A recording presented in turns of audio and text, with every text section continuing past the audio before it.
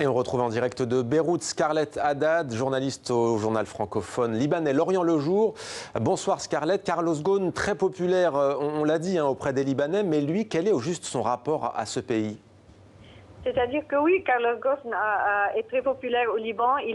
C'est un peu comme, c'est une success story comme les Libanais l'aiment, ces gens qui réussissent à l'étranger, ces émigrés libanais qui réussissent à l'étranger.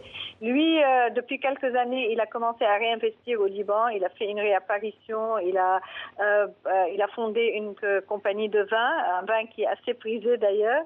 Et on avait même parlé qu'il avait des ambitions politiques, peut-être d'être député, de se présenter aux élections législatives. Bref, c'est quelqu'un qui est assez aimé, qui avait un comité de soutien fait de ses anciens compagnons d'école, enfin camarades de classe ou d'université. Le Liban était assez mobilisé en sa faveur. Ouais, alors on l'a vu Scarlett, donc il parle arabe, il a la nationalité libanaise, il a un passeport libanais, vous l'avez dit, il a investi dans le vin notamment, un vin plutôt réputé au Liban. Le vin, mais pas seulement. Carlos Ghosn, dit-on, a bâti un véritable empire souterrain au Liban, avec aussi des affaires qui ont éclaté ces derniers mois. Qu'en est-il ? Non, pas vraiment. C'est-à-dire, il n'est pas. Pour l'instant, on n'en parle pas. On ne parle pas de ses affaires au Liban. Mais ce qu'on sait, c'est qu'il a beaucoup investi dans sa région.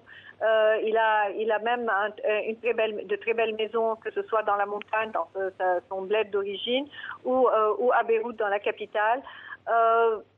Sincèrement, on avait l'impression qu'il se préparait à jouer un rôle plus important au Liban. Il a tissé des liens avec des responsables libanais et il était plutôt bien perçu. Merci beaucoup Scarlett Haddad d'avoir été avec nous en direct de Beyrouth. Je rappelle que vous êtes journaliste au quotidien francophone libanais L'Orient le Jour.